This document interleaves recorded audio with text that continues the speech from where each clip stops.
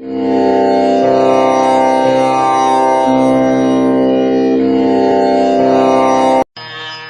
चतुर्थोऽध्यायः। श्रीभगवानुवाच इमां विवस्वते योगं प्रोक्तवानहमव्ययम् विवस्वान्मनवे प्राह मनुरेक्ष्वा कवे ब्रवीत्। एवं परम्परा प्राप्त इमं राजर्षयो विदु स्वकाले नेह महता योगो नष्टः परन्तप स एवायं मया तेद्य योगः प्रोक्तः पुरातनः। भक्तोऽसि मे सखा चेति रहस्यं ह्येतदुत्तमम्। अर्जुन उवाच अपरं भवतो जन्म परं जन्म विवस्वतः कथमेतद्विजानीयां त्वमादौ प्रोक्तवानिति।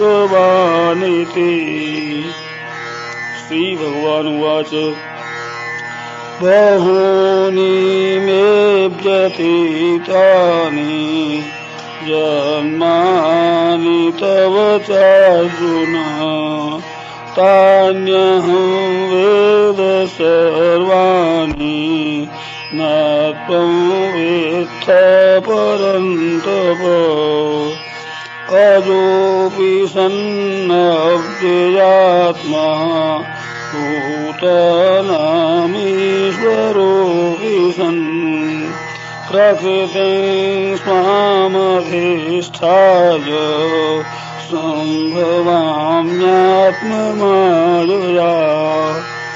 यदा यदा हि धर्मस्य ग्लानिर्भवति भारत अभ्युत्थानमधर्मस्य तदात्मानं सृजाम्यहम्। परित्राणाय साधूनां विनाशाय च दुष्कृतां धर्मसंस्थापनार्थाय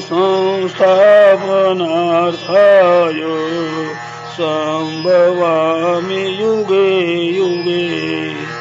जन्म कर्म च मे दिव्य नैवं यो वेत्ति तत्त्वतः त्यक्त्वा देहं पुनर्जन्म नैति मामेति सोऽर्जुन। वीतराग भज क्रोधा मन्मया मामुपाश्रिताः बहवो ज्ञानतपसा पूता मद्भावमागताः ये यथा मां प्रपद्यन्ते तांस्तथैव भजाम्यहम्। मम वर्त्मानुवर्तन्ते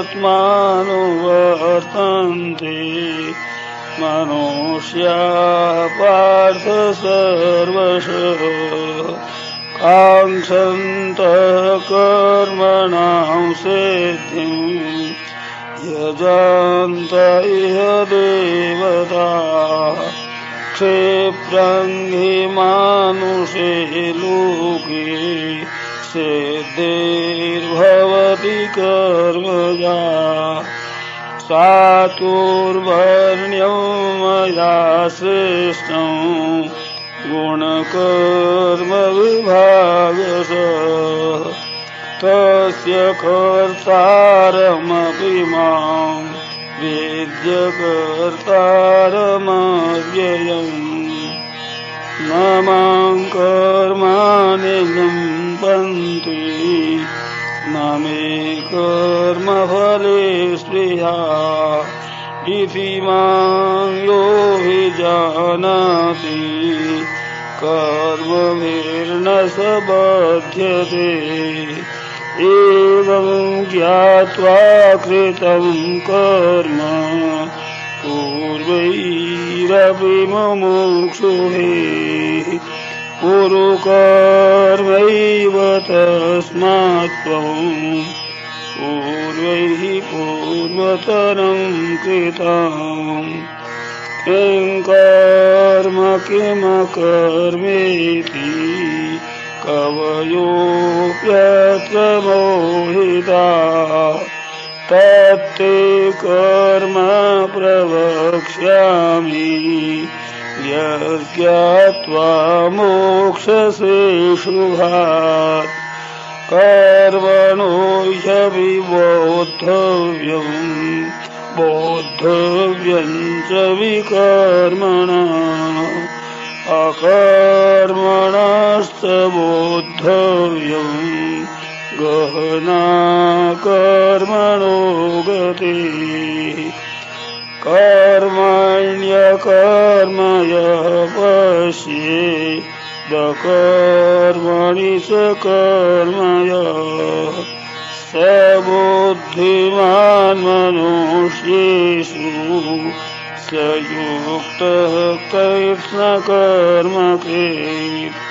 यस्य सर्वे समारम्भाः कामसङ्कल्पवर्जिताः ज्ञानाग्निदग्धकर्माणं तमाहो पण्डितं बुधाः त्यक्त्वा कर्मफलासङ्गं नित्यतृप्तो निराश्रयः कर्मण्यभिप्रवृत्तो हि नैव किञ्चित् करोति स निराशीर्यत् चित्तात्मा त्यक्त सर्वपरिग्रहः शारीरं केवलं कर्म कुर्वन्नाप्नोति किल्बिषाम् यदृच्छालाभसन्तुष्टो द्वन्द्वातीतो विमत्सरः समः सिद्धावसिद्धौ च कृत्वापि न निबध्यते गतसङ्गस्य मुक्तस्य ज्ञानावस्थितचेतसः यज्ञयाचरत कर्म समग्रं प्रविलीयते ब्रह्मार्पणं ब्रह्महविः ब्रह्माग्नो ब्रह्मणाहुतं ब्रह्मैव तेन गन्तव्यं ब्रह्मकर्मसमाधिना दैवमेवापरे यज्ञं योगिनः पर्युपासते ब्रह्माज्ञावपरे यज्ञं यज्ञेनैवोपजुह्वते श्रोत्रादीनेन्द्रियाण्यन्ये संयमाग्निषु जुह्वति शब्दादीन् विषयान्यन्य इन्द्रियाग्निषु जुह्वति सर्वाणीन्द्रियकर्माणि प्राणकर्माणि चापरे आत्मसंयमयोगाग्नौ जुह्वति ज्ञानदीपिते द्रव्ययज्ञास्तपो यज्ञा योगयज्ञास्तथा परे स्वाध्यायज्ञानयज्ञाश्च यतयः संशितव्रता अपाने जुह्वति प्राणं प्राणे पानं तथा परे प्राणापानगतिरोध्वा प्राणायामपरायणा